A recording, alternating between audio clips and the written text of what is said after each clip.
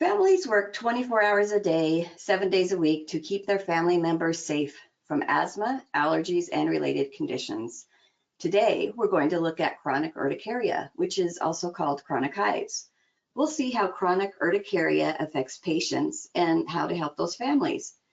My name is Andrea Jensen, and I am the Education Specialist for Allergy and Asthma Network.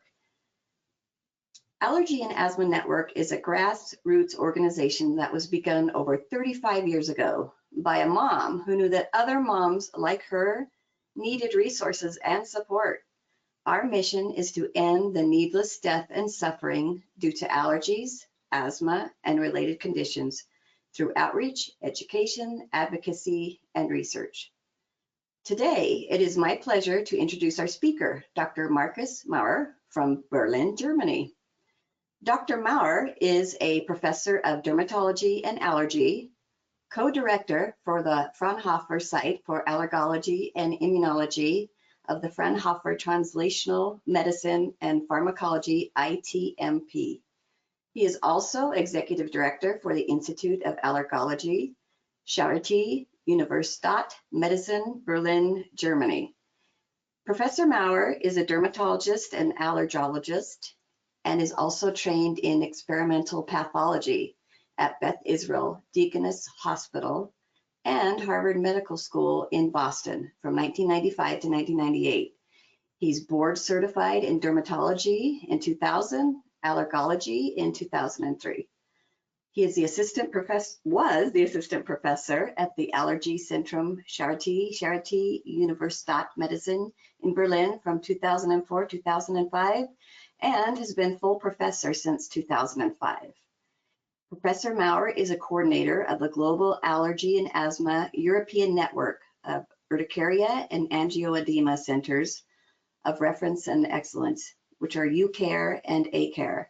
His areas of clinical interest include angioedema, urticaria, mastocytosis, pruritus, skin infections, and allergic diseases. His research is focused on the biology of mast cells, neuroimmunology, inflammation, innate immunity, and tolerance. He has supervised more than 60 clinical trials, phase 1 through phase 4. Professor Maurer has contributed to more than 650 publications in peer-reviewed journals, has over 28,000 citations, H-index 84, and 45 books and book chapters. Thank you, Dr. Maurer, for being with us today and sharing your unique perspective to this important concern. Thank you, Andrea, for this very kind introduction. I'm very happy to be here with you today, joining you from Berlin. And this really is important because we're going to talk about chronic urticaria, a very common disease and very disabling in most patients. And we're going to start by some basics and go to why people get urticaria, chronic urticaria, and finally, what can be done to get rid of this disease, to control it, to treat it so well that patients forget that they have it until it goes away by itself.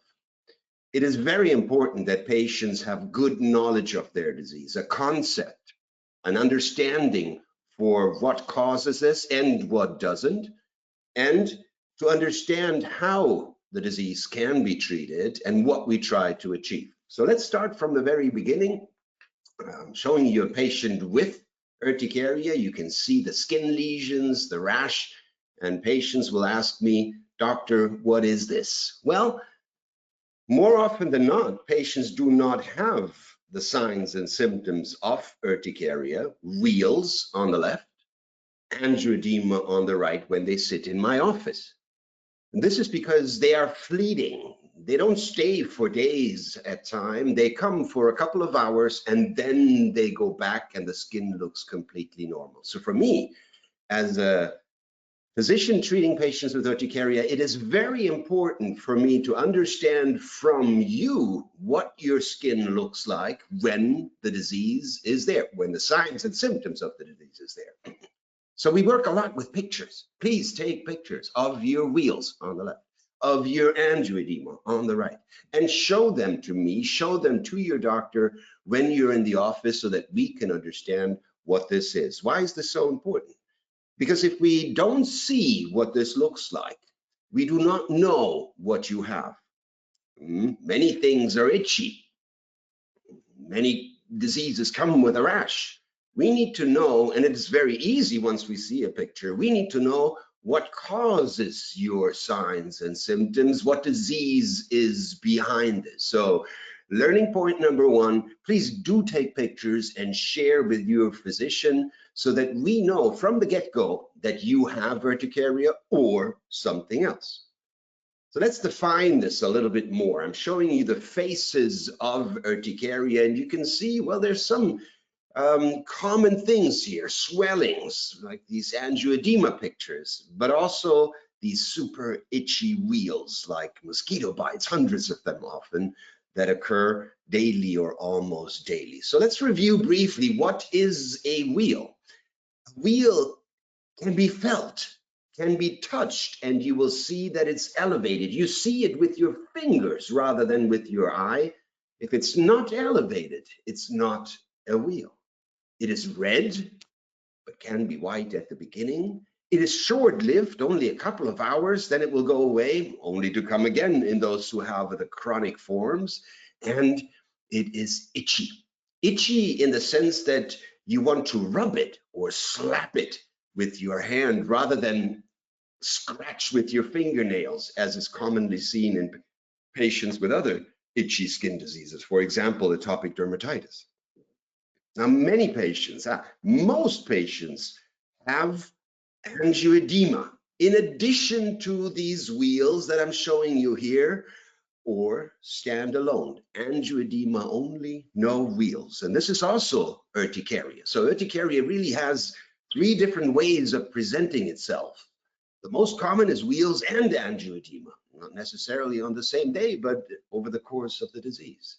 The second most common is wheals only, no angioedema. And the third, the rarest form, is angioedema only. Patients never have wheals. So let's look at what is angioedema. It is also short-lived, but compared to the wheals, it is rather hours to a few days than minutes to a few hours. You can feel and see that something is swollen, that it is bigger. But in urticaria, it's not dangerous, and I will come to this in a little bit. The lips are swollen, the eyes are swollen, hands and feet can be swollen. The tongue very rarely is swollen. Other parts of the body can also swell and produce angioedema. And this can itch, can be painful, or it just can be there without causing any symptoms. So it is important first to understand that we, as urticaria treating physicians, need to understand what you have. Do you have wheals? Do you have angioedema? Do you have both? So that we can ask the right questions as to what could be behind this, and more importantly, so that we can do good treatment, treatment that aims at complete control. These are different manifestations of angioedema. In the end, we want our patients to not have any wheals, no angioedema, and to be free of all signs and symptoms. And most often we see patients with chronic urticaria. Now, what does that mean? Chronic means that these wheals or the angioedema or both have been occurring for longer than 6 weeks. Look, this is important because if this is been going on for less than 6 weeks or up to 6 weeks, we call it acute urticaria. And yes, of course, every chronic urticaria was once an acute urticaria, but not every acute urticaria becomes a chronic urticaria. Now, acute urticaria can also be very debilitating, yes, of course, but it is gone after a couple of days or weeks. It always is. This is the definition. If it stays on for longer than 6 weeks, it's chronic urticaria. In chronic urticaria, that is the really troublesome form. It goes beyond the wheals, it goes beyond the itch, it goes beyond the angioedema. It comes with a high burden for patients and their family.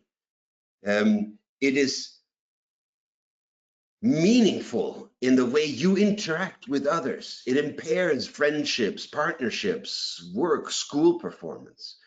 And it comes with comorbidities and impactful consequences. So we take chronic urticaria very serious.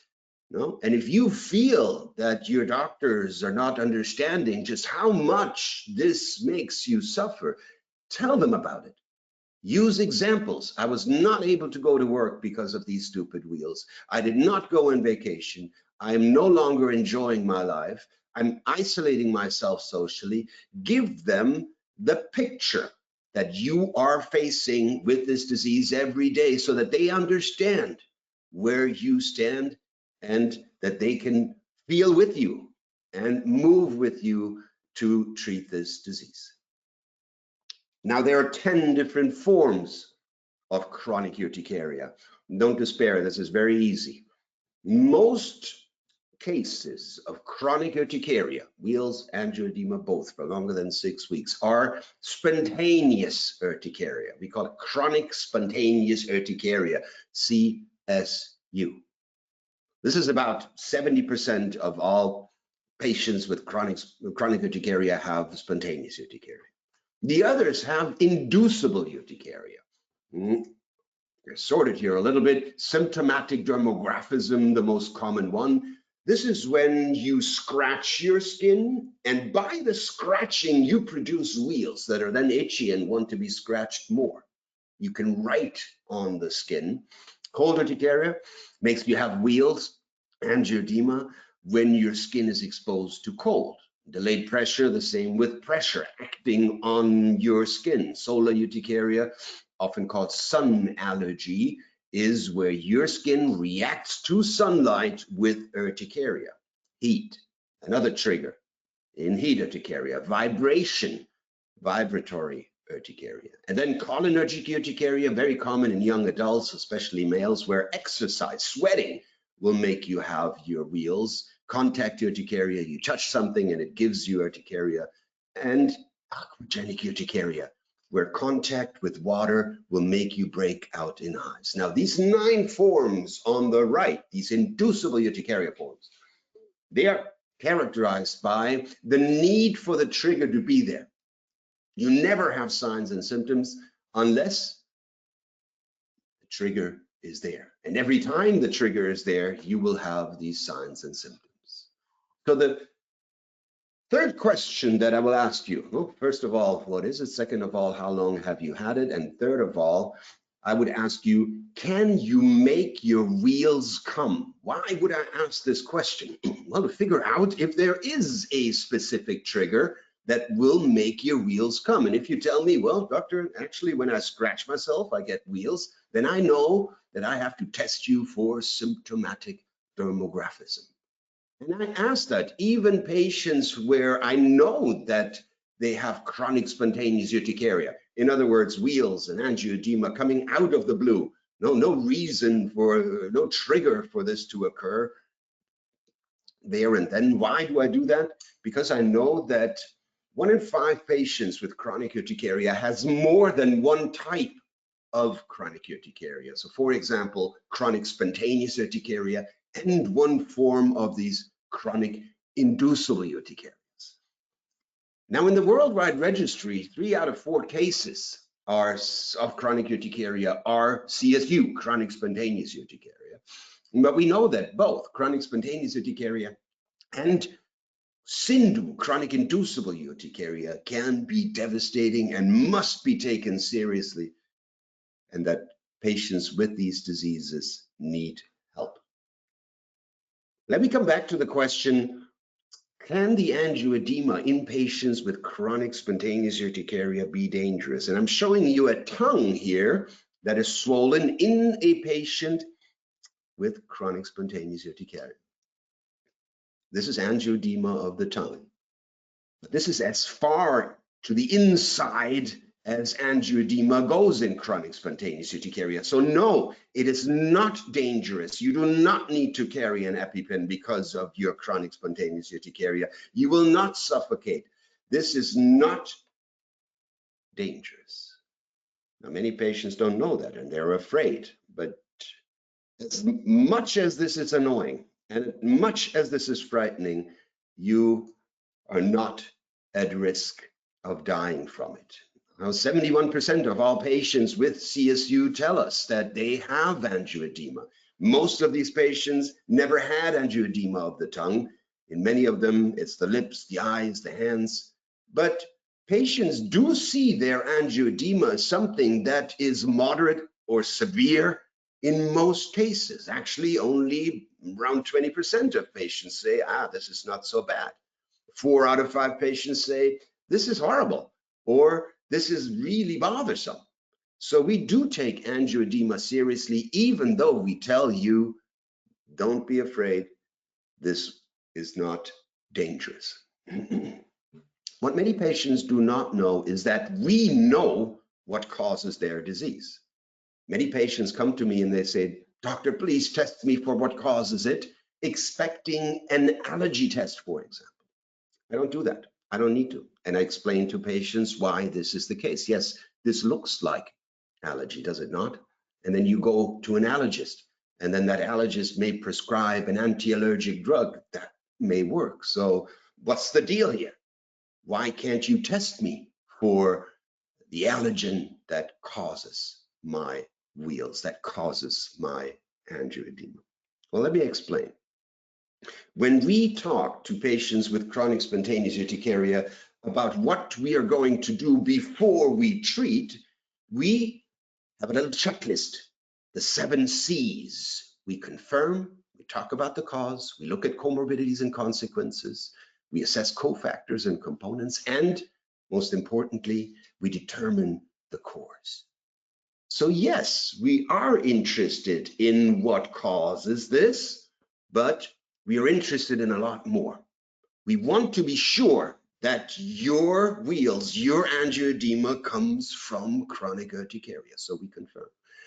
And we do want to know about the consequences and some markers, but we don't need hundreds of tests and no allergy tests to come to that conclusion. In fact, I do very little blood work. I look for inflammation, I do a differential blood count, and I look at 2 markers that will give me an idea of what's behind your chronic spontaneous urticaria, IgE and IgG anti-TPO. These are antibodies, and by knowing the levels, I get a good feeling on what is behind your chronic urticaria. That's it. But I will talk to you a lot. I will have many questions for you. And if your answer to my question makes me think of something that needs testing, yes, I will test. In most cases, virtually all cases, the answers are sufficient and I don't need to perform further testing. And we can go and talk right about the concept, why you have this disease and what can be done to stop you from having your signs and symptoms. We do see that over-testing is a problem. Not only does it waste time and money, but it raises expectations where there are no clues as to better treatment that could come from this. And it delays treatment in some patients because some physicians say, well, I can only test you while you're not on treatment. Otherwise, the tests won't mean anything. And this is nonsense. So in most cases, in most patients, many questions will lead to many answers and a lot of information, but not further testing. Let me give you some examples. When we talk about what causes this, I will say, look, I know this is a disease that is very troublesome in most patients. We know that you suffer. We know that the burden is high, and there are very few things that are good about having chronic spontaneous urticaria. One of them is it will go away, always. We cannot predict for the individual patients very well when this will happen, but it will go away. That's the one good thing. The other good thing is we know what causes it. So when you ask me, but Why do I have this? I will start to explain to you that I know exactly what's going on in your skin. And I know the cells in your skin, they're called mast cells, that will release mediators, signals that will make your blood vessels transport more blood so that your skin becomes red. Blood is red. It will make your blood vessels go leaky so that what's inside your blood vessel will go into the skin. That's the swelling, that's the wheal. One of those mediators that is released from mast cells is histamine. And I will talk about what makes your mast cells, but not mine, do all this. What makes them go from being nice and relaxed like they are on the left to crazy, like exploding all their mediators into the skin on the right? Because the answer to this question comes from research that has been done over the last 10 years. So today we can say we know what makes mast cells go crazy, what degranulates them, because we know all the many receptors, the many keyholes that are open for signals to activate mast cells. And the most important one is called, I don't need to remember this, but it is the scientific designation FC epsilon R1, this guy here. It's the high affinity receptor for IgE. Well, IgE is also very important in allergies, like asthma, like atopic dermatitis, like allergic rhinitis. But here, this IgE receptor and the IgE that it binds, the one that activates mast cells in chronic urticaria, is very different. So how is it different? How does it work? How do I know that this is going on in your body? Well, here is the science behind it. Imagine this is a mast cell sitting in your skin, then it will have this receptor on its surface, and IgE will be bound to it. Now, if you have an allergy, not chronic spontaneous urticaria, if you have an allergy, this IgE will be directed to what you are allergic to. Peanut, house dust mite, birch, cat. Whatever it is you're allergic to, this is the IgE that detects it and makes you have allergic signs and symptoms, including Wheals. But this is not the case in the IgE that makes patients with chronic spontaneous urticaria sick. Their IgE is not directed to environmental allergens, outside allergens. Their IgE is directed to inside allergens. So allergens that are formed by your own body, part of your body becomes an allergy. You are allergic to yourself. That's not good, because you carry with you, rather than inhale it or eat it, the allergens that make your mast cells go crazy. Now, this is the most common form of chronic spontaneous urticaria, the most common cause of chronic spontaneous urticaria, and we call it autoallergy. Scientifically, it is a form of autoimmunity type 1. Why? Because your body's immune system is reacting to your body itself. The other form of chronic spontaneous urticaria, the other cause, is also well described and understood. Here, your immune system goes directly with autoantibodies to your skin mast cells. And these autoantibodies, the blue guys on this slide, are directed to the IgE and to the IgE receptor. And by binding to them, will degranulate mast cells. Now, why don't you test me then for autoallergy or autoimmunity type 2B?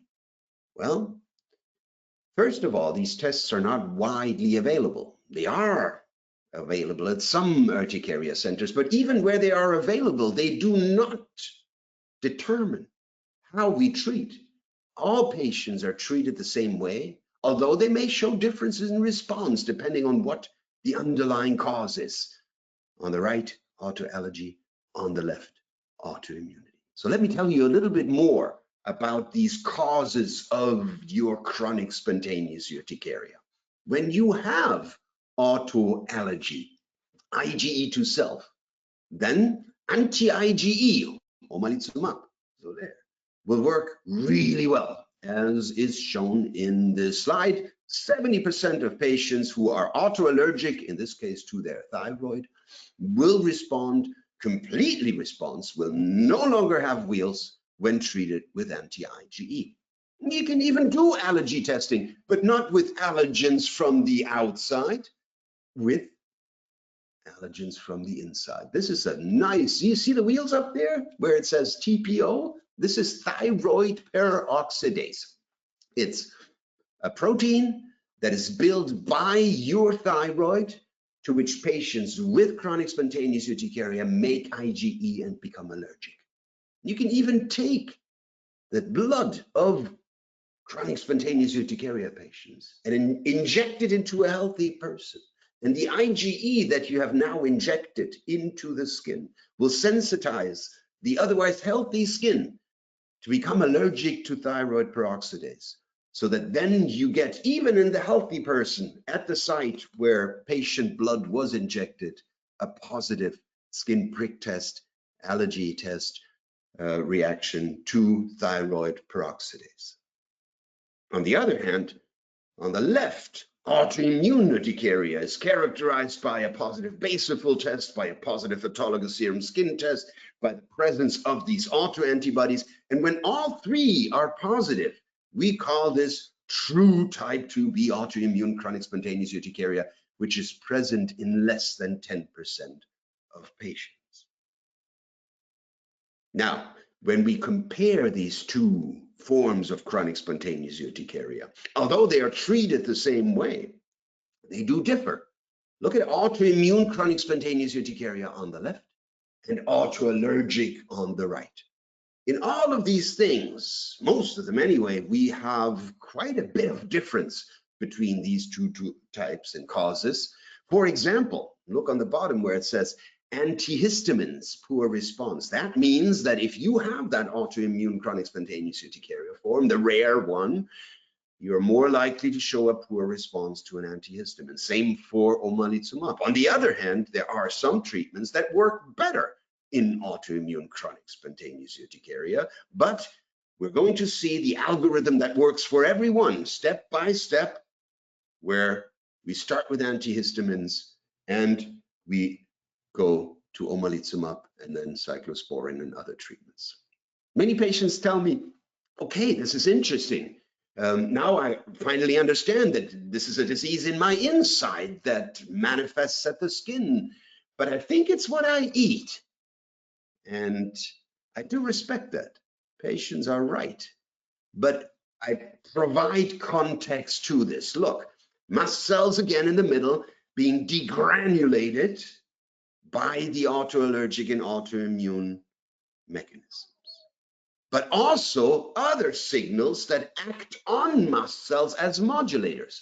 And these signals come from situations like stress, eating certain foods, taking certain drugs, or infections, mostly bacterial and viral infections, where what happens when you do that produces signals in your skin that act on mast cells as degranulators. So yes, eating certain things can make your chronic spontaneous urticaria worse. It's true in some patients, but it is not the cause. Yes, taking ibuprofen, taking an aspirin can make your chronic spontaneous urticaria worse, but it is not the cause. Yes, having a viral infection can make you have more Wheals, more angioedema, but it is not the cause.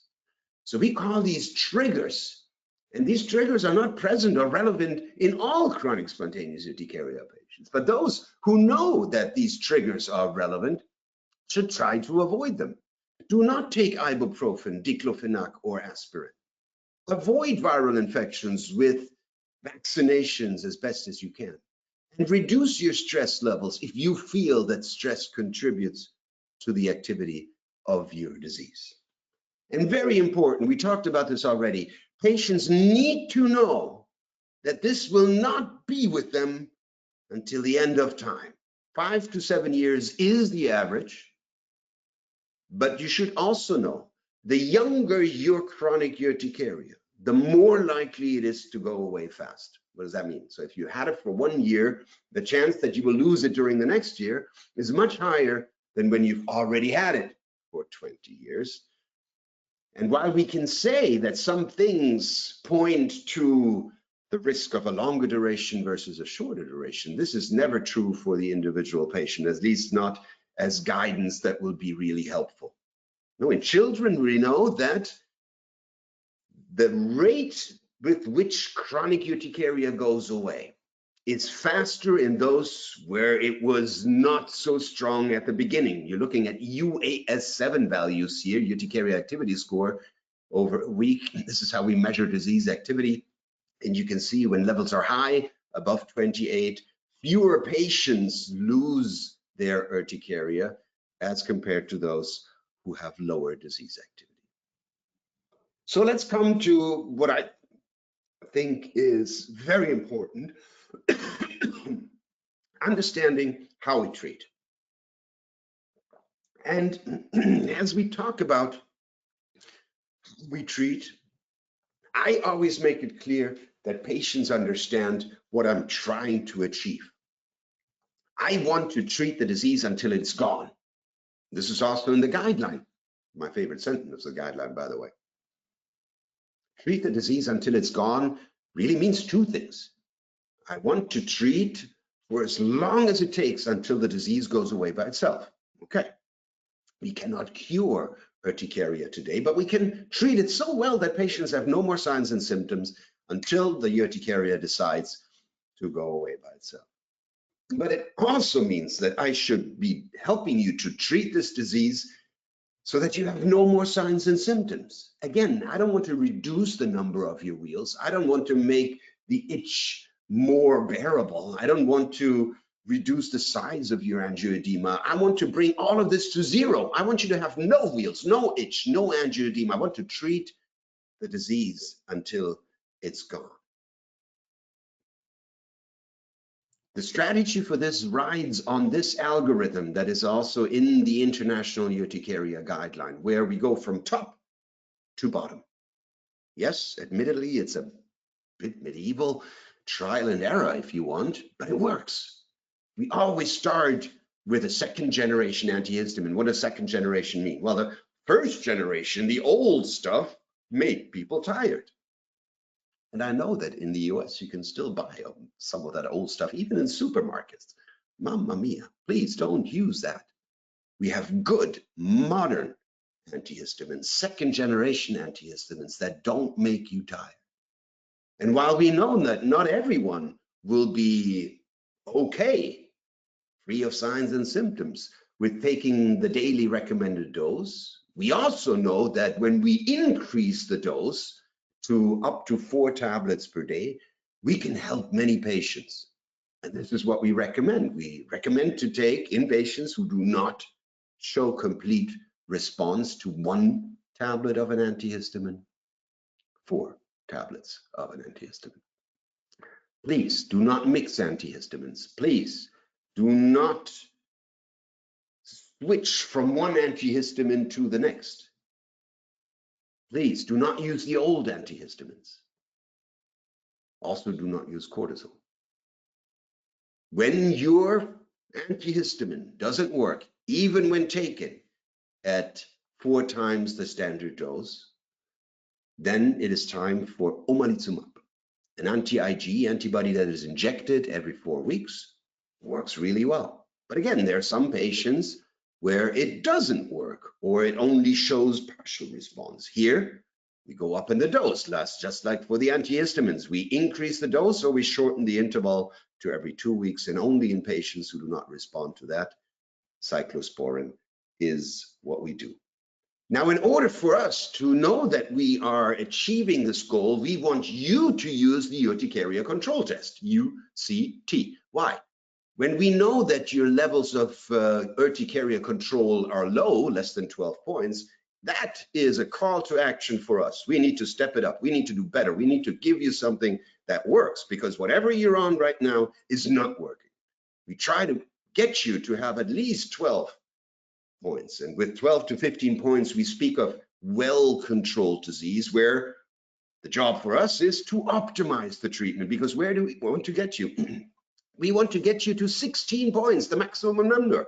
complete control of your disease. And only once you reach that, and you've kept that control for some time, is it time to think and then do the step down. So when patients tell me, doctor, I think it's a little better, I tell them that helps me nothing. I need to know where exactly you are with your disease activity, with your disease control. Look, no one would do a road trip without a GPS these days. Who would go and drive by the stars or by where the sun starts? No, we need modern data to optimize the treatment. And we have these tools, they're called patient-reported outcomes. Patient-reported outcomes that are measured by these different tools: the Urticaria Activity Score, UAS, the Angioedema Activity Score, the AAS, the UCT, the Urticaria Control Test, or for those with predominantly angioedema, the AECT, the Angioedema Control Test. There's also quality of life measures that I like to use so that I get the complete picture of where patients stand. But this is my favorite one. 4 questions with 5 answer options each. You can do it in less than a minute. Depending on what you answer, you get points. You want a lot of points. 4 points maximum per answer, per question. So 4 times 4 is 16. That's the range. 0 points, no control. 16 points, complete control. And again, 12 or higher means that you are now in control of the disease, and not that the disease is in control of you. So that's good, it's good. But in the end, I want to see you have 16, and building on your UCT score, I will help you optimize the treatment until you reach that 16. At the end, let me give you a little bit more information on where to get help and information. We have a global network of urticaria specialists, these so-called Urticaria Centers of Reference and Excellence. Every one of these centers, 135 of them in many, many countries, is specialized on urticaria. And that doesn't mean that every center that's specialized in urticaria is a Ucare. Not yet. So if you know someone who cares about urticaria and is an expert, please guide them to the Ucare network.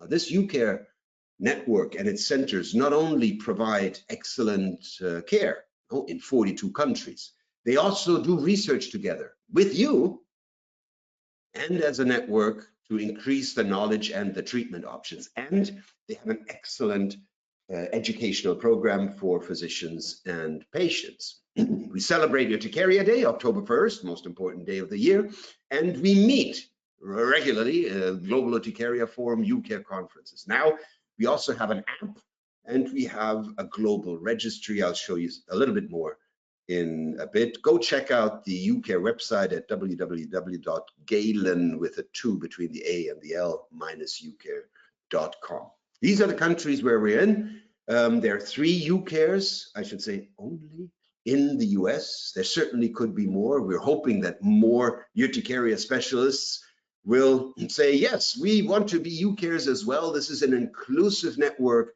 So we hope that many more urticaria specialists will join this network in the time to come. A bit more information on Level Up, the physician educational program, and For You, the patient educational program. In Level Up, we do webinars, we send out newsletters, we have a podcast, All Things Urticaria, that you can also listen to, of course. We do many things to educate physicians. And this is a global effort with many, many different activities per format. You can see here a little bit just how well it is taken up. But we also do a lot for patient education. We spread the word on urticaria, on UDay. We have a website. We do webinars just like this one. And we provide a lot of information on social media. So go check it out. And if you are a patient who wants to contribute to educating others, to helping others, inform others, including physicians, by all means, reach out to us and go check out what we do at www.ucare-4u.com. If you are on social media, then follow us on Twitter, LinkedIn, check out our YouTube videos and other channels, and download Cruise, available worldwide and in many national languages. The Chronic Urticaria Self-Evaluation app, very nice tool to keep track of your urticaria. You can see here, it has a little daily documentation and what to ask your doctor module. So with this instrument, with this app, you can keep track, you can keep score of your disease activity, your disease control, your quality of life, your need, your signs and symptoms. And yes, it is available in the app stores worldwide in an international language, but it will also and is already available in many countries in the national language. Finally, if you feel that your doctor may be interested in increasing the knowledge on urticaria, do recommend the participation in the Global Urticaria Forum here in Berlin in December. And of course, we're also looking forward to contributions and participation by patients, advocates, and self-help groups. In the end, I want to encourage you. There are many physicians out there who want to help, who can help. Go seek them out. Do not give up. I know how frustrating it can be to find the help that you need and deserve. Do not give up. And if nothing else helps, go see a Ucare, like our Ucare here in Berlin. All these many people who get up every morning thinking about how to improve the lives of patients with urticaria. I left my email address here on the bottom right. Don't be shy, by all means. I'll be happy to help. Do reach out to us and do check out our programs. With that, thank you very much for inviting me, and I look forward to addressing all of your questions now. Thank you, Dr. Maurer. I learned so much from your presentation. Let's go through a few of the questions that we have in the chat. We have one here that says, what can happen when you mix antihistamines? Yeah, it's not so much about what can happen when you mix it, but what will not happen because you do. It is better to take a higher dose of one antihistamine rather than taking standard doses of 2, 3, or 4 antihistamines. Now, of course, the more different drugs you take, the more you increase your risk of drug-drug interactions. But the main point is that you get better effects by going up in the dose of one antihistamine than combining two. Okay, wonderful, wonderful. That's very helpful. Another question we have is, are there foods I can eat to heal chronic hives? No, this is not something that you can change with your diet. In fact, I see many patients who come to me with very restrictive diets, some only eating potatoes and rice. That's not good. This disease is debilitating enough because of its signs and symptoms. No need to make your life more miserable by restricting your diet in that way. Now, what we can say is that about a fourth of patients, 1 in 4 patients, does over the course of urticaria see that there are some foods that can lead to increased disease activity. And it can make sense to stay away from these foods. But these foods are different from patient to patient. And in the end, good treatment should and does cover protection against all of this. You should be able to eat and drink whatever you want. That's what the treatment is for, to normalize your life, including your diet. Wonderful. On our current slide here, we have a little bit of information about, do you have chronic inducible cold urticaria? When we send out information after the webinar, we will have a link on here if you are interested, and you can take part in the research interview and earn $185 for that.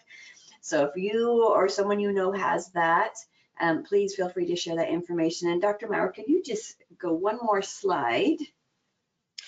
Andrea, I will, but I want to say something that Yes. I think is very important for urticaria patients. Please do this. We need more information. We need to learn about all the different forms of inducible urticaria, also about chronic spontaneous urticaria. So when you go out there today and you search the net for clinical studies, you'll find that there is a lot of research being done, a lot of new treatments in clinical development. And this can only happen with patients who participate in this research, in these clinical trials. It also gives you access to the most modern treatments we have. No? Why do we develop new treatments? Because we hope, and we think, and we know in some cases that they will be better than what we have today. So participation in clinical trials, which wasn't an option 10 years ago for chronic urticaria, today is a real way to receive good treatment, good care, and to increase at the same time the knowledge and the treatment options of chronic urticaria. So please feel encouraged by that. And if you have questions on clinical trials, do reach out to the study centers, do reach out to your physicians. They will always be happy to help you and guide you to the right study for you. I love that information. So not only are they going to get help for themselves, but they really can help impact the future. Other patients that are dealing with this. So thank you. That was great information on that. We have just a couple more questions. Someone asked, can my kids inherit this from me? No, luckily, no.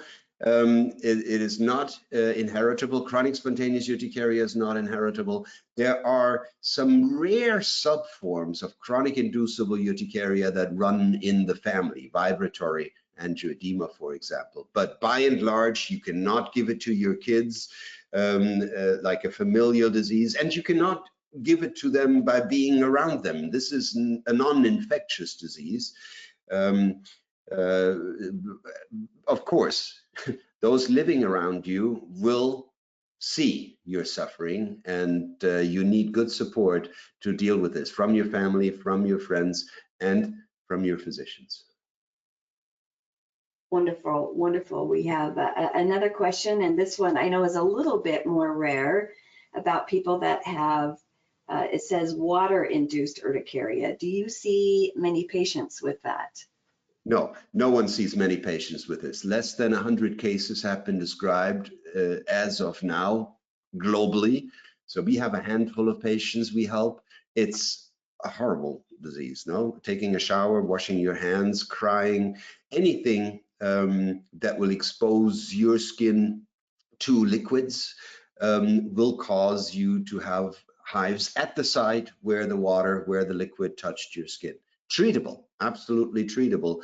And all these patients need treatment, because who can live without touching or being in contact with water? This is not possible. So if you have aquagenic urticaria, it's called, or water urticaria, then do get help. It's out there.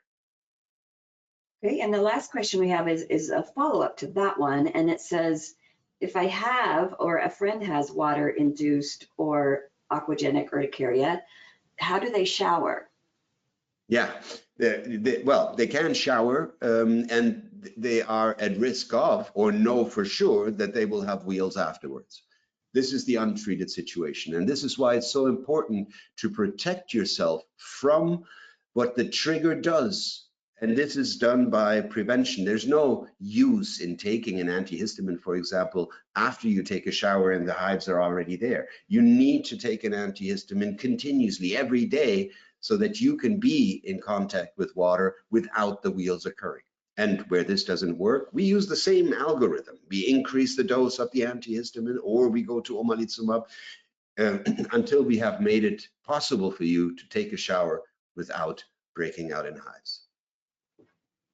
Wonderful, wonderful. And I think we have, let me see if there's any more questions. Just scan quickly. And can you just advance one more slide, Dr. Maurer? Sure.